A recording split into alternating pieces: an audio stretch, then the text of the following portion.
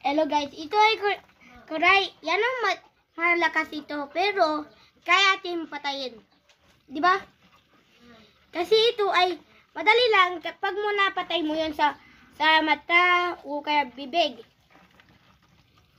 That means yun, doon yung weak spot. Ito yung isa. Namatay. Napili ko yung bibig. So, kailangan natin para patayin.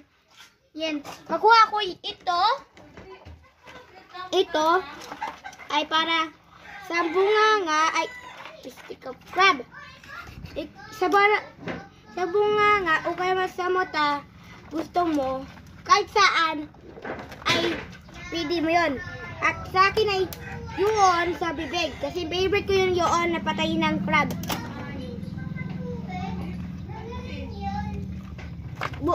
Patay na. Pero pag siya yung buhay pa, patayin mo siya diyan mo. Gayaanin mo.